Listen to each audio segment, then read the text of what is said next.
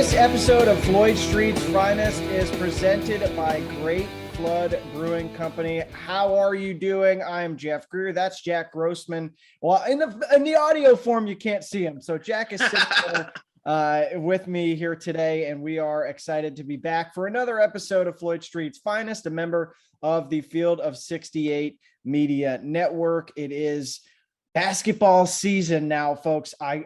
I know we haven't played any games yet. We haven't seen any games, but basketball season is here. There are teams rolling out their preseason scrimmages, just like Louisville. They had an intra-squad scrimmage, the red-white scrimmage, on Saturday. We're recording this on Tuesday. The ACC preseason media poll is out. Louisville was picked to finish sixth, which we will talk about at some point through this podcast. And Jack and I were both at the scrimmage, so we'll have plenty of things to talk about. Media Day is today. Also, Jack, before recording this, we'll be heading over, or after recording this, we'll be heading over to talk to the players. I got a few questions for you people that I want to get to. Before we get into all of it, I will just say, make sure that you are subscribing and paying as close attention as possible to the Field of 68 and our friends at the Field of 12 with college football in full season. Now you can follow the YouTube channel, Field of 68, and also make sure that you're leaving us a rating and a review. Something that I think is really fun that the guys over at Three Man Weave do is they read reviews. So if you want to get your review read, leave one for Floyd Street's Finest and help us grow our audience, because that's the best way people can find the podcast on Spotify and Apple is by leaving reviews. So with all of that being said, Jack, you were at the red-white scrimmage. Yes. It was fun. It was great to actually be at a basketball event. I think it was the first time I was in the Young Center since February of 2020. So it had been a very long time. It was good to be back. It was great to be back in there. And it was fun. I mean, I'll get into my thoughts later, but just what were your general thoughts and just biggest takeaways from the scrimmage on Saturday? Well, I'll be interested to hear what you think about this. I would say I'll say threefold. One is, and I mean, I could talk about that for a million more than just three things. But for people who have read my newsletter, jeffgreer.substack.com, by the way. Love the plug. Yeah, there you go. I got to be a pro about it. I would say first and foremost, I think the pace is not. I don't know if people were expecting them to look like Loyola Marymount back in the day when they'd score like 120 points a game and just be breakneck Phoenix Suns with Steve Nash just back and forth. It's not going to be like that, but there is a much more noticeable pace to it, a crispness to the way they run things. I think that secondary break is going to be really dangerous for Louisville. In addition to that initial surge where the shooters are capable of losing guys in transition and staying open on the 3-point line, if your trailer is someone who can catch and shoot, that's going to be a problem, I think, for teams defending Louisville. We saw it with Jae'Lyn Withers, and there's other options there as well. So that's one. Two, the depth. I mean, they've just got a lot of different options. Even with Mike James getting hurt, and I'm convinced that he was going to play after seeing him in practice, he and Dre Davis are really, to me, were for Mike James, the two really like physical, tough warrior type guys. I'm not saying that other guys aren't, but those two guys give them that kind of like hammer mentality. But they just have so much depth that even when you lose one player to a torn Achilles, you have so many other options at their positions. And I think that's a benefit for Louisville. The question, of course, continues to be who is going to rise out from being a bunch of solid dudes to maybe two or three reliable standout players for them. And then the last thing is, I've written this, I've said this before, Jack, Louisville has, because of what I just said, the depth and the experience and stuff, Louisville has a relatively high floor, I feel like. I mean, it's hard for me to imagine them not making the NCAA tournament, but the floor to me is they're maybe not one of the teams with the in the play-in game, but they're pretty right above that group, like in that like a 10 7. seed. Yeah, like that would be like that. would be the lowest floor. Right, like the 8, 9, 10 seed range. But Ellis changes their ceiling, I think. And that's my biggest takeaway from this. He was like 2 for 11, 1 for 7 from 3, did not shoot it great. And he's still looking for that consistency as a finishing product. But the creativity, the explosive athleticism, nobody else on Louisville's roster has that, especially at guard. And of course, we didn't see Mason Faulkner play on Saturday, but if he is capable of putting a little bit more of a scoring touch, of defending the way that Chris Mack wants him to defend, and owning up to those responsibilities, and then being more vocal as a point guard, Louisville has so much more potential, because he is that guy who can really be a drink stirring guard for them and make things and elevate things to a different level. We see what it looks like for teams at the highest levels when they've got guards who can make things happen for them, whether it was Davion Mitchell with Baylor this past season. You talk about Quinterly at Alabama. I mean, there's just so many different guys out there who make their teams so much better. Tiger Campbell, and Louisville needs Ellis to grow into that role. It may not happen right away, but I think by February, March, they need him to be that guy if they do want to take that next step. But what about you? He showed some flashes for sure in the scrimmage. I mean, especially in transition, he had at least 3 really good passes just on 2-on-1s to get layups for other guys in transition, which to me showed, again, it wasn't the consistent output you wanted from Ellis, but it was, I think he showed enough flashes to me to where you can say, okay, he's a guy with a high potential, high ceiling. It is only mid-October. You have a lot of time to develop into what he can become later in the year, which is when you want to be peaking in February and March. So that's the reason I was looking for kind of flashes of guys that can maybe develop into something more. Jared West, I thought, was, again, generally, I just thought the guards were, generally fine. I don't think anyone really stuck out a whole lot, but you had guys that showed moments. Ellis showed some moments. Jared West, back-to-back possessions, I believe in the first scrimmage, hit back-to-back threes. One of them was off of a pull-up. It's like, okay, that's something. That there's things that you can take away, individual moments, I think, from the guards. And just kind of the 2 things, like kind of general team-wise, that stood out was, again, just in transition, Louisville, I thought was really effective when they were able to get out on the break and running, something that they were much better at in the scrimmage against very small sample size than they were the last couple of years, especially. And then the other thing was just the ball movement.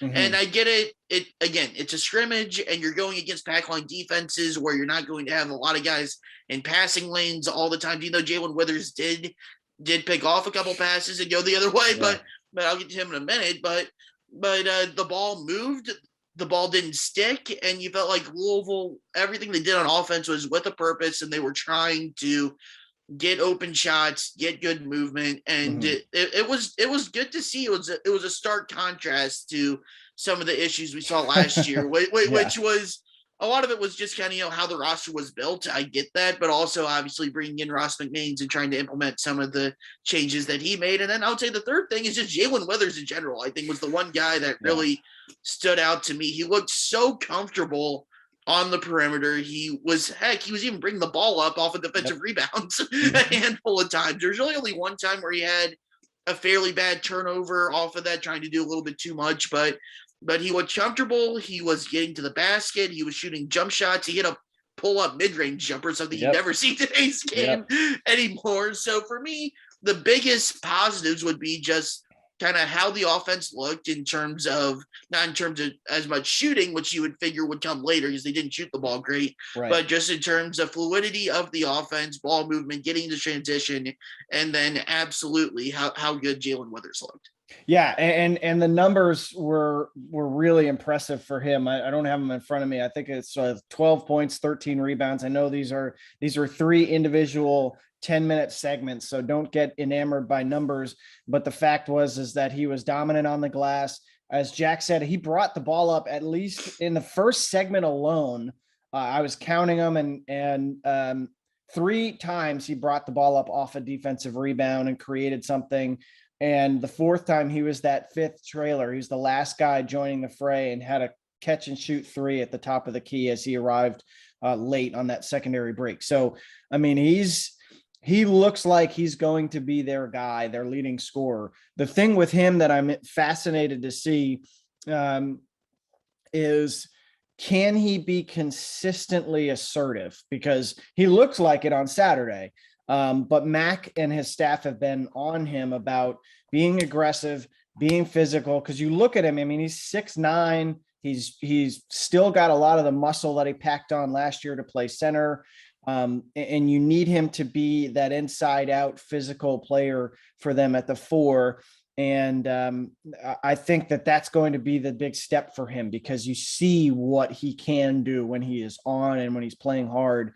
And it's tantalizing. It's tantalizing. It kind of reminds me of Ray Spalding, just from a standpoint of, you look at him and you're like, this guy is capable of 20 and 10 every night. And I know that that's but I think it's in very different ways, though. I mean, Ray Spalding was so effective in the post. He wasn't going to do much on the outside. Correct. Weathers just looks like your prototypical what you want in terms of a modern big man. As he can handle the ball.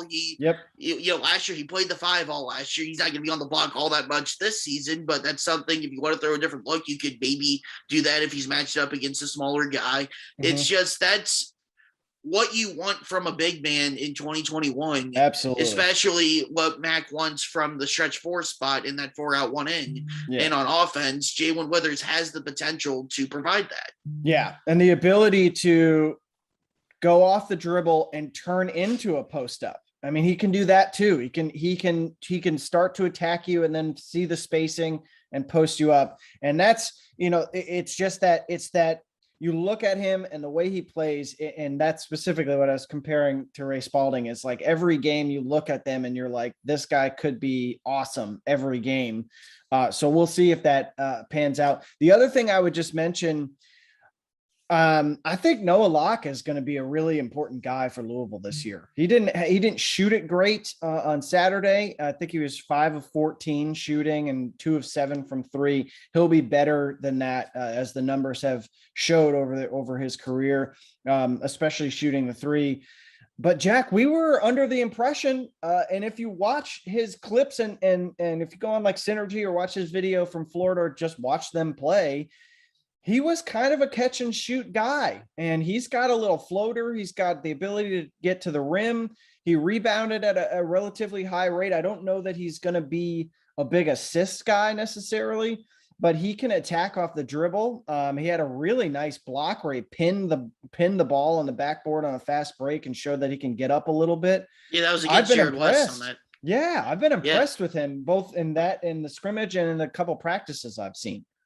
Yeah, he's a guy where the small sample size of the scrimmage, I think, kind of hurts because he didn't shoot the ball well. But I think that's going to be a big key. Can Noah Locke be kind of this fully developed player and not just, catch and shoot guy, which is what he was known for, as you said, at Florida. And again, he showed flashes. And that's kind of where I'm at with the guards. Each guard that played kind of showed flashes of what they could be. Just the question is, can they fill in and realize that potential, and can they do it consistently? And I think, that's going to be one of the bigger questions for this team when it comes to Locke and Ellis and Jared West is, do we get the guy that had the big block in transition, or Ellis making the really nice passes in transition, Jared West hitting back-to-back threes, or do you get the guy that was 5 of 14 from the field and 2 or 11 from the field? That's going to be a big question. And maybe early on the season, it's a little bit of the latter, but the hope is that you can develop into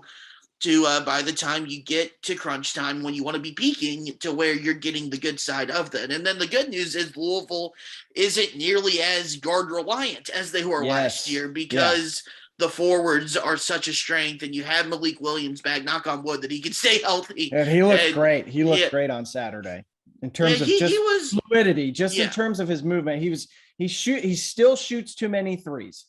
I wish that well, he I mean, would Rick not shoot Pitino them. called him the next Kevin Durant. I Jeff. know. He I has know. to shoot He's like a threes. career like 28% 3-point shooter, and he shot like 5 in the first segment. But yes, the front court looks great. Matt Cross, I think, is going to surprise people if they have not seen him yet, with his ability to mix it up inside. Another guy who I think we were all kind of thinking he was going to be primarily a catch and shoot type 3. But I think he can play with Sam Williams, and I think they can play together. Yeah, what do you think Louisville does at that 3 spot? I know this is a conversation we've had before, but you got Cross, you got Williams, and you got Dre Davis, who we haven't mentioned yet. That's 3 guys for 1 or 2 spots, especially when you consider that Withers is going to be playing the 4. Like, what do you do with those 3 guys? I think there's a couple of things. One is, I think when Withers is not on the floor, I would assume he'll play like 25 minutes a game. You don't have to play anyone 28, 30 minutes a game. You don't have to. Now, some guys may end up being that way and may require it, but you don't have to play him there. And that gives you 15 minutes at the 4.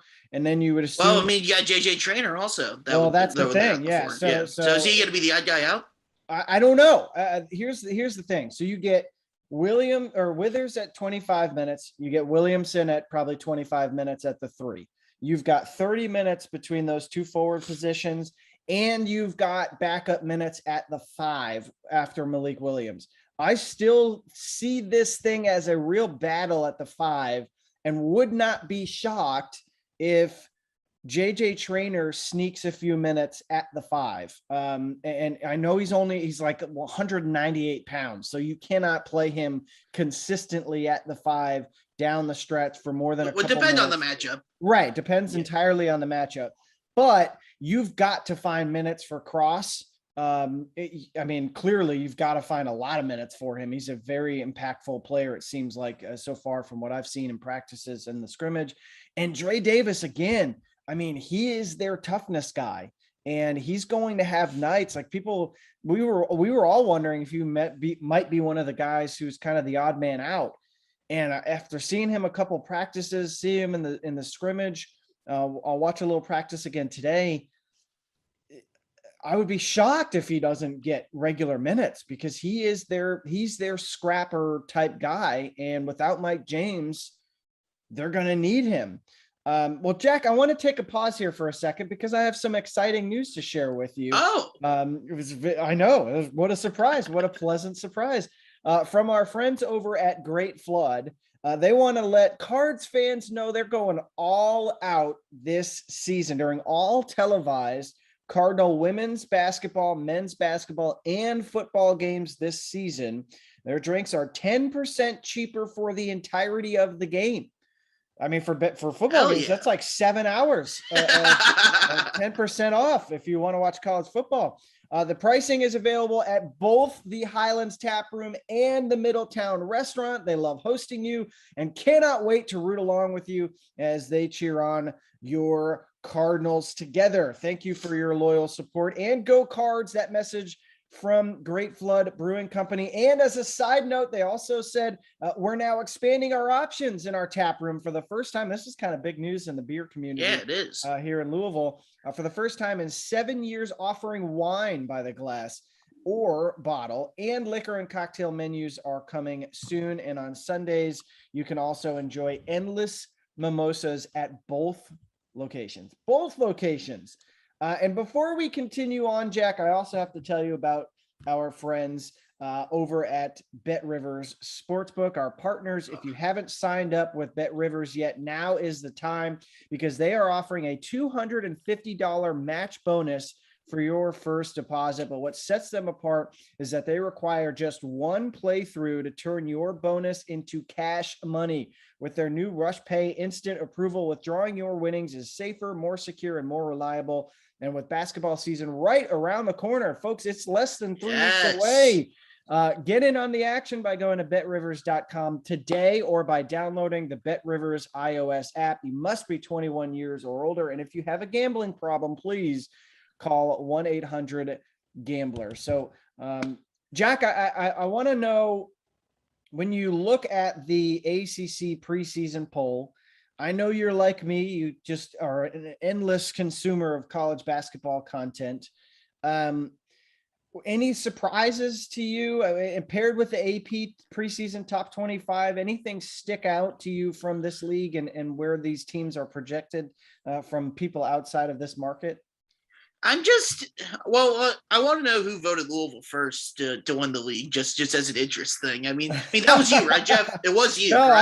I did not. I was not a voter this year in the ACC I don't believe you. Poll. No, I really was. I do believe you. Just Pitt would have been higher.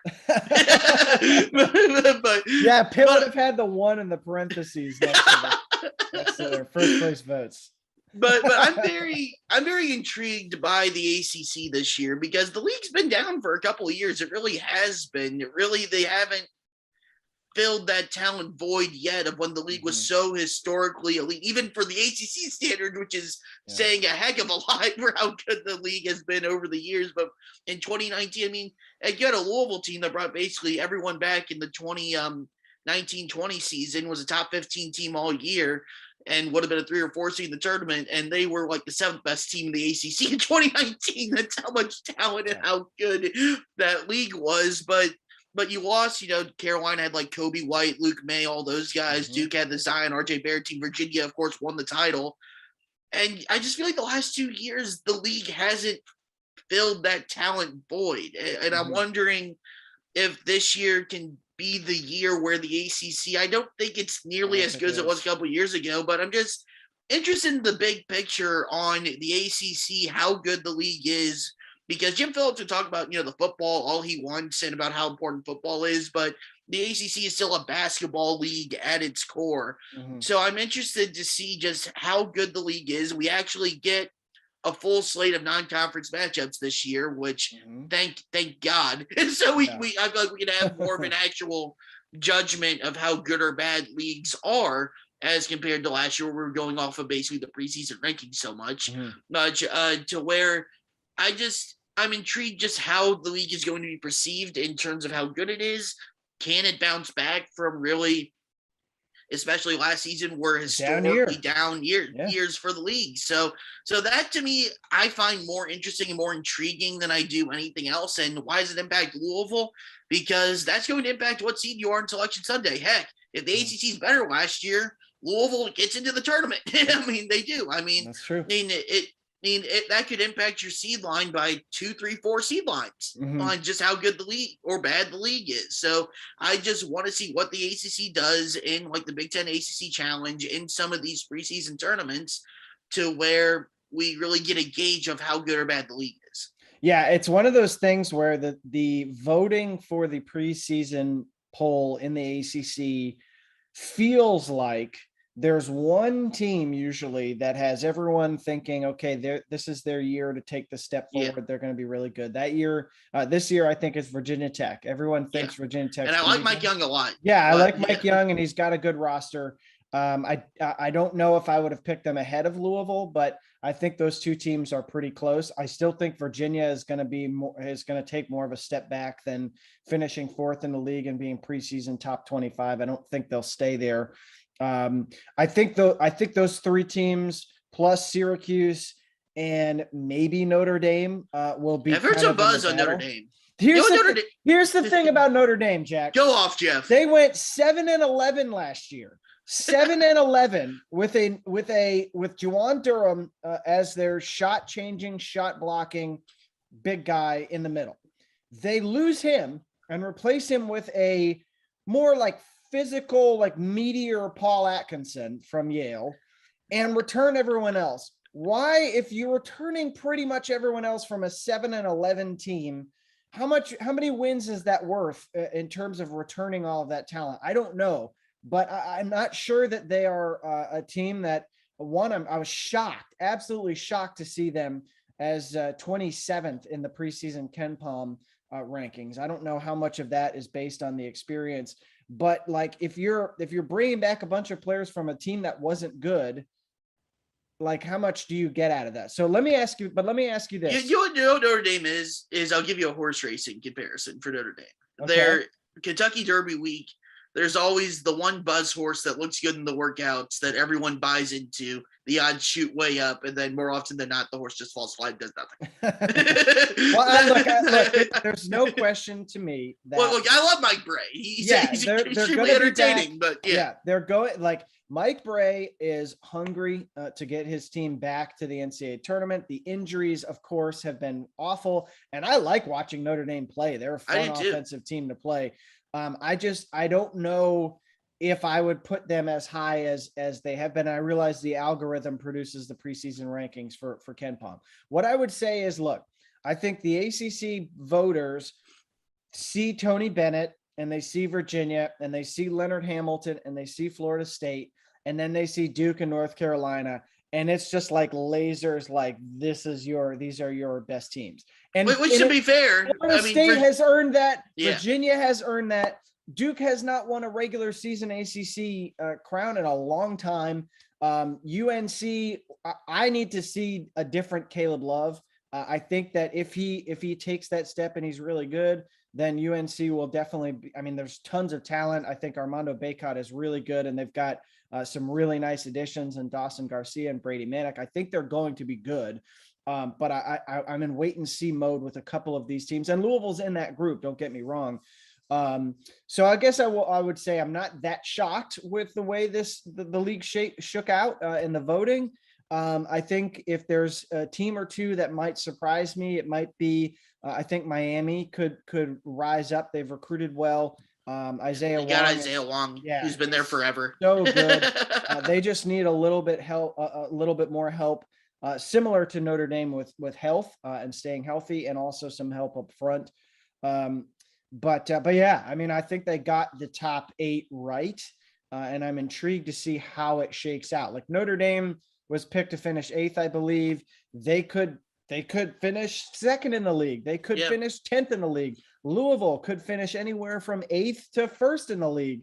Florida State, the same. I don't know what to make of them, other than that we know that they're going to have 37 7-footers who can all average 8 points a game and can all switch on and guards. Yeah, I mean, I don't know. Like I'm just convinced Florida State's going to be good. I mean, of course, I think, There's no Leonard reason to think Hamilton's otherwise.